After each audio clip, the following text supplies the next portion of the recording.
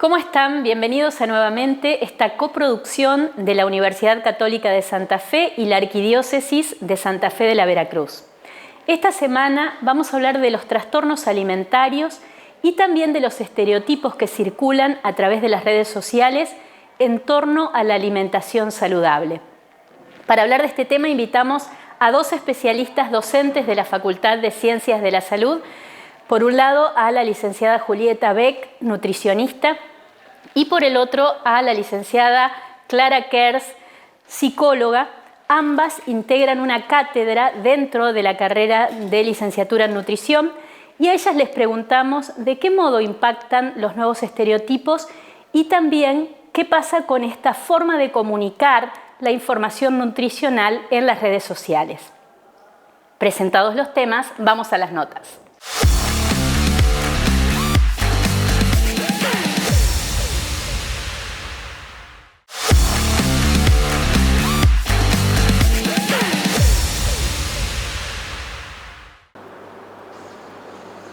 Y en nuestro programa de hoy recibimos a la licenciada Clara Inés Kers. Ella es licenciada en Psicología y docente de la Facultad de Salud de la Universidad Católica. ¿Cómo estás, Clara? Bienvenida. Hola. Bien, buenas tardes. Buenas tardes. Bueno, un gusto recibirte para hablar de este tema que preocupa tanto hoy, que vamos viendo, por un lado, una gran sobreinformación en torno a los temas alimentarios y, por el otro lado, también, digamos, el otro costado de la desinformación, los mitos y la cantidad de consejos prácticos y tips que estamos recibiendo permanentemente a través de las redes sociales. En tu rol como psicóloga, en primer lugar, ¿qué fenómeno estamos viendo, sobre todo con las jóvenes generaciones, en torno a este impacto de una alimentación saludable que a veces no lo es tanto? Bueno, a mí me gustaría abordar el tema con algunos autores de referencia que vemos en la Cátedra de Psicología Social de primer año de nutrición, con mi compañera que es nutricionista, y bueno, empezar un poco por el contexto social actual, por la época en la que vivimos. Hay un autor que se llama Domenico Cosenza, que es un psicoanalista referente de la Fundación Italiana de Trastornos Alimentarios, donde él plantea que estamos en los momentos actuales en una crisis del banquete.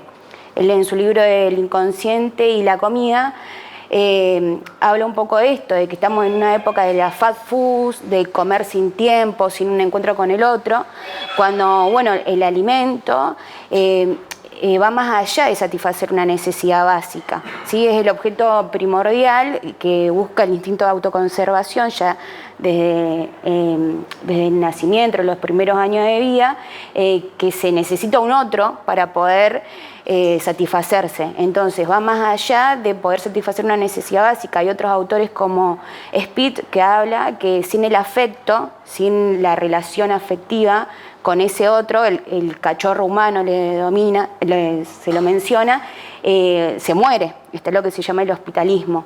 Entonces, hoy en día estamos bombardeados de imperativos de tener que comer saludable y se vuelve un mandato más que como una demanda superyoica de tener que responder a tener que bueno, poder tener un cuerpo a lo que se considera para la sociedad bello, estéticamente bello, que está en sintonía con la delgadez, cuando bueno, sabemos que no es así. Después otra autora que tomamos en la cátedra, que es Patricia Aguirre, ella es antropóloga, habla de bueno, de las diferentes clases sociales, cómo se van considerando estos cuerpos fuertes que están relacionados más al alimento rendidor y a la comensalidad, que la comensalidad tiene que ver con el encuentro con un otro, con el ritual de compartir, tiene que ver con una comensalidad más colectiva, que esto se puede ver en los merenderos, en los barrios.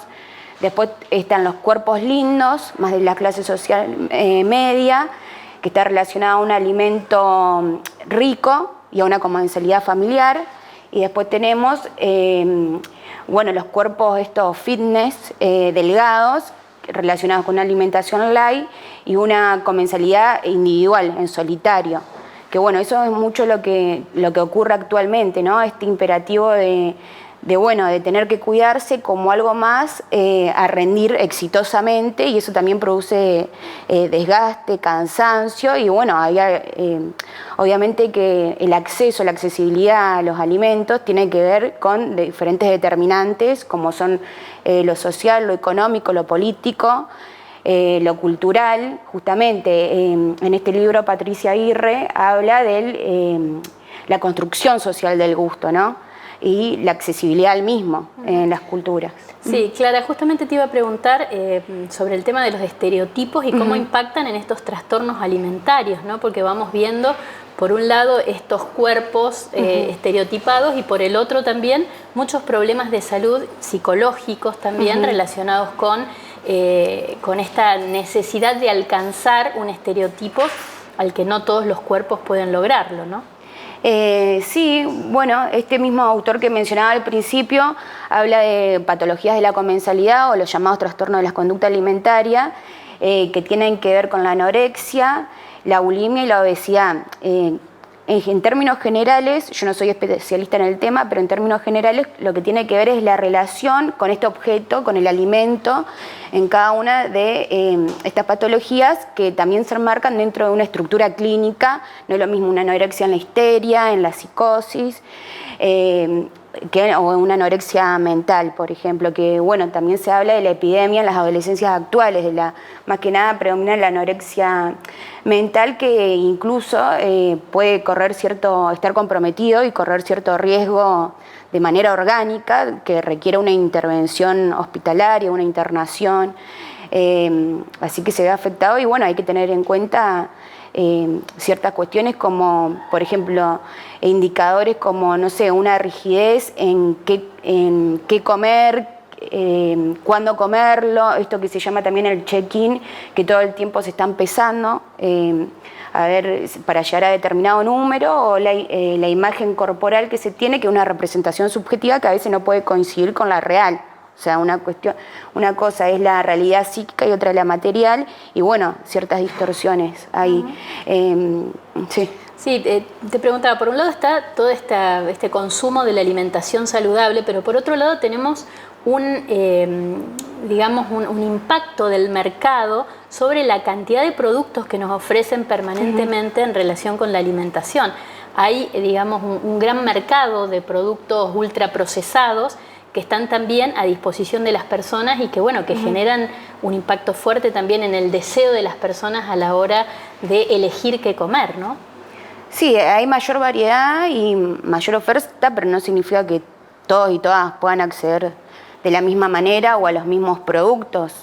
Eso capaz que lo puede profundizar un poco más mi compañera en cuanto a los alimentos procesados, pero creo que tiene más que ver con esto de que, por ejemplo, en el banquete de Platón se da un simposio, un encuentro con otros para hablar de 7 discursos distintos. Por ejemplo, uno de ellos es el amor. Entonces hay un encuentro con otros y se produce mediante el compartir una mesa el lazo social. Creo que lo que se ve perjudicado en este momento es eso, más allá del alimento en sí, que frente a esto del pluriempleo que hay que tener actualmente en los jóvenes, sobre todo la poca accesibilidad a proyectos también, depende también de las clases sociales, es que se ve perjudicada y que repercute a nivel de la salud mental también, porque no es que está fragmentado lo biológico, sino y lo psicológico por un lado, sino que bueno, nosotros también trabajamos mucho desde la salud integral, ¿sí? De los diferentes determinantes de la salud.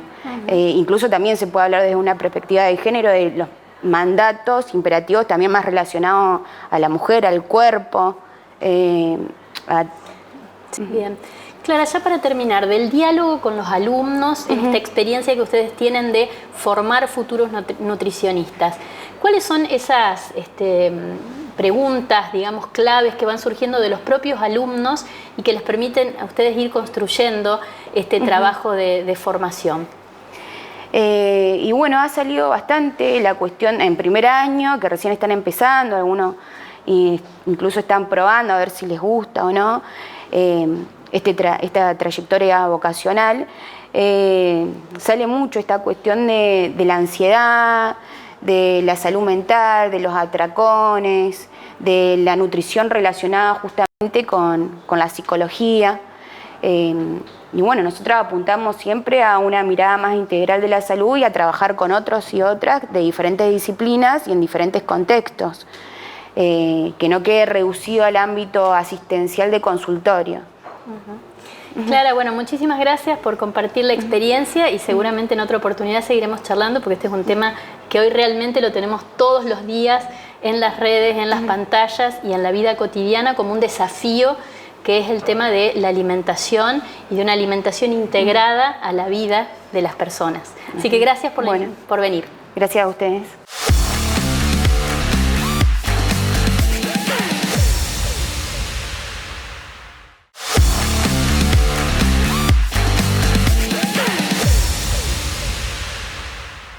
Recibimos ahora a la licenciada Julieta Beck. Ella es docente de la Facultad de Ciencias de la Salud, de la licenciatura en Nutrición. Julieta, ¿cómo estás? Bienvenida. Hola, muchas gracias por la invitación. Bueno, ya te habíamos tenido en otras oportunidades aquí en el programa. Esta vez para charlar un poco sobre estas fake news que circulan y bueno, que se han dado en llamar nutrition fakes, o fakes de nutrición, esta desinformación en torno al tema de la alimentación. Y un poco pensaba, bueno, estamos compartiendo esta información, algunos autores hablan de la cultura snack, también este snack de alimentación puede ser muy productivo en algunos ámbitos, muy positivo porque es educación alimentaria, pero también puede ser muy peligroso y perjudicial. ¿Cómo lo ven ustedes como nutricionistas? Y nosotros desde la nutrición lo vemos como un desafío porque acá en la universidad no nos enseñan a cómo también transmitir o comunicar en las redes sociales. Es como que tenemos una teoría desde lo clínico, desde lo social incluso, pero a veces falta eso de la realidad social que tenemos. Desde ahora lo estamos teniendo más en cuenta, pero es como que nos obliga, quieras o no, a salir a hablar y a informar en las redes sociales, privándonos un poco y diferenciándonos de capaz un influencer o cualquier persona que está hablando desde su experiencia, su cuerpo, que hace que también sea visible, llamativo, estético, por así decirlo, y que cualquier cosa que diga es influenciado o llama la atención para cualquiera que lo ve. Y sobre todo para toda la gente que está todo el tiempo scrolleando y llega al consultorio y me dice, esto es verdad, esto no. Y justamente yo siempre cuestiono, bueno, ¿qué evidencia científica tiene para decir eso? ¿O solamente lo está diciendo desde lo que vivió o la historia que tuvo? Entonces, es como hacer siempre reflexionar al paciente, al que llega, incluso al alumno, para ver de dónde están sacando esa información y corroborar y poner en juego, verdaderamente el criterio de uno como consumidor de esas redes sociales. Pero sí es un desafío constante porque también nos implica a nosotros como profesionales y que estudiamos el tema en salir a hablar y a veces desmentir algunas cosas que se están diciendo. Se pone muy en juego y en jaque todas las bases de la nutrición. O sea, hoy se cuestiona cosas que antes eran impensadas, como si la fruta es buena o mala, si los carbohidratos son buenos o malos.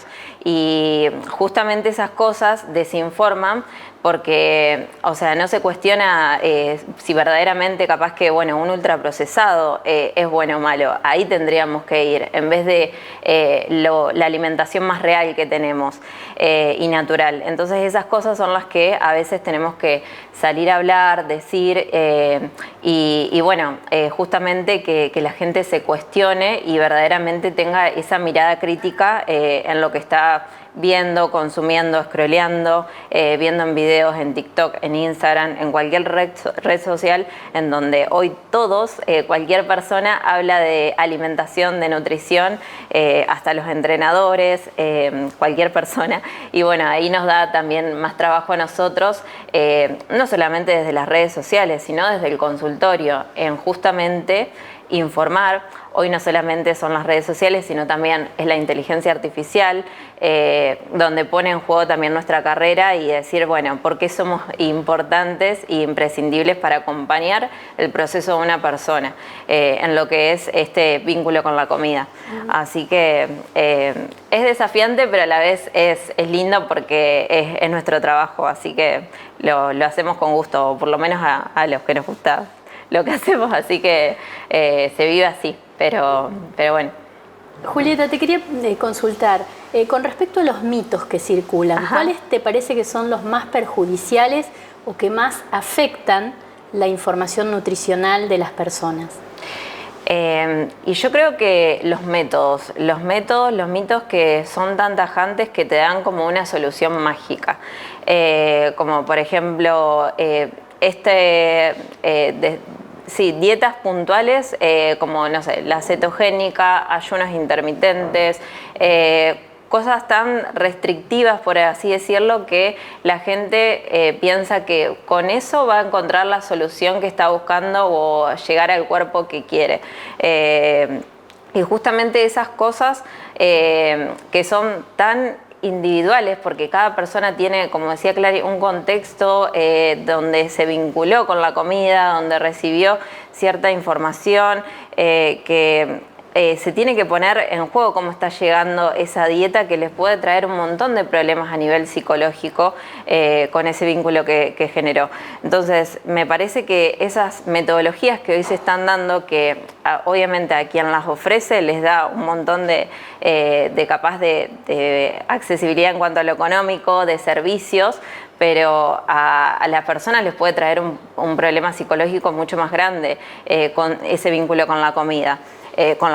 Con el ejercicio, con todas las recetas mágicas que hoy hay para llegar a ciertos objetivos.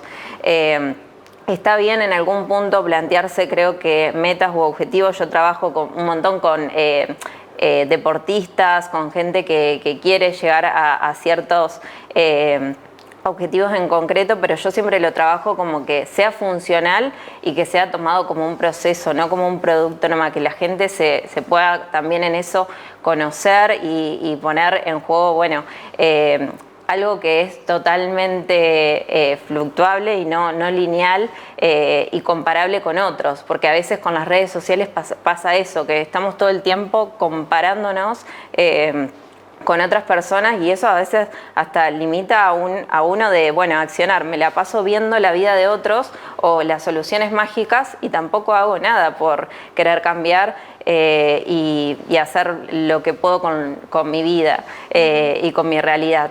Entonces ahí me parece que es lo que falla, esta sobreinformación que estamos teniendo hoy en las redes sociales. Bueno, decíamos antes, hablábamos con Clara, que la comida es relación fundamentalmente.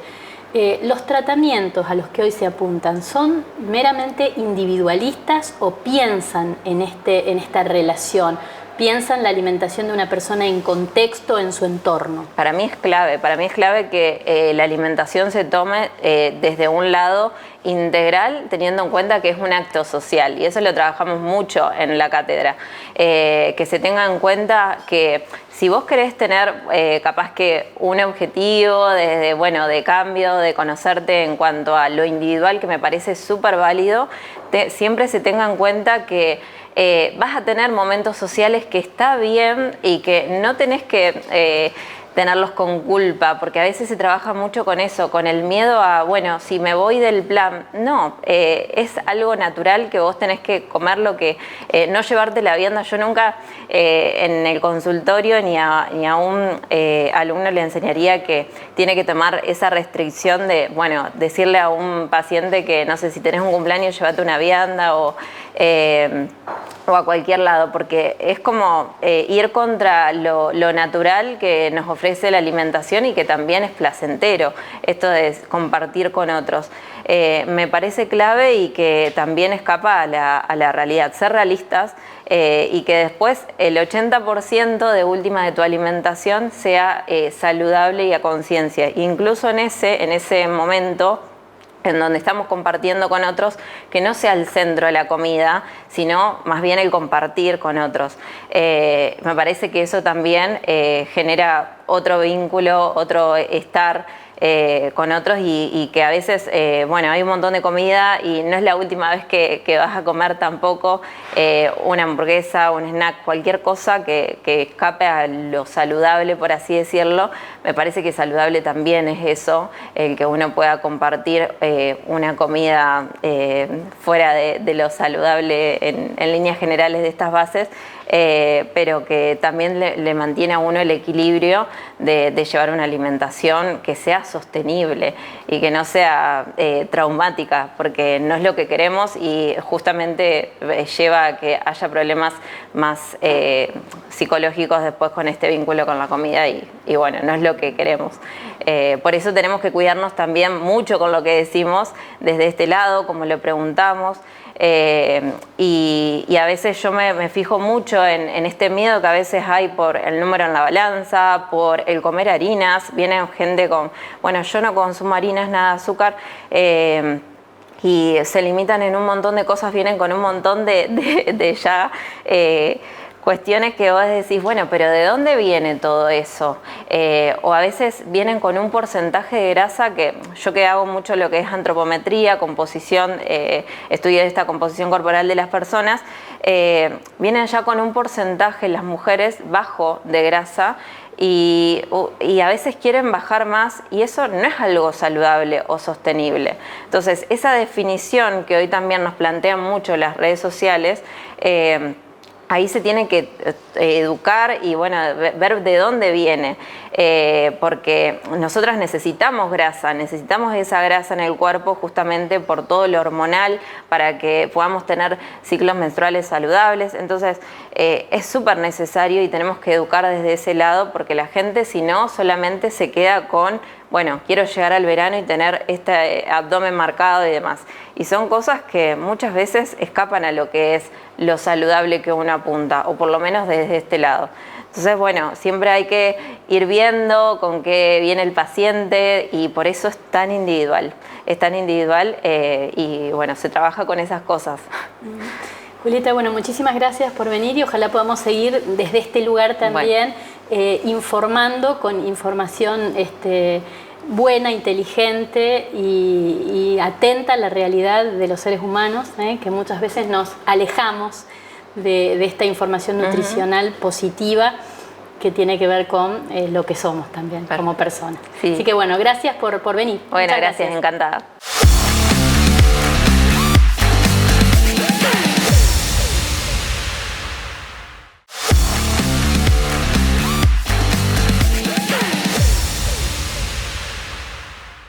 Llegamos así al final de nuestro programa. Queremos agradecer como cada semana a la librería Presbítero Leyendecker por ofrecernos este espacio para grabar nuestros programas. También a Déjalo Ser, a Cintia y a Dana, allí en Ricardo Aldao 1515 por los looks de cada semana. A Esteban del Bar El Santo, la cantina de la Universidad Católica de Santa Fe, que todas las semanas nos ofrece cafés para nosotros y para todos los invitados. Les recordamos que pueden volver a ver nuestros programas en nuestro canal de YouTube UCCF TV. Muchas gracias por acompañarnos. Buena semana.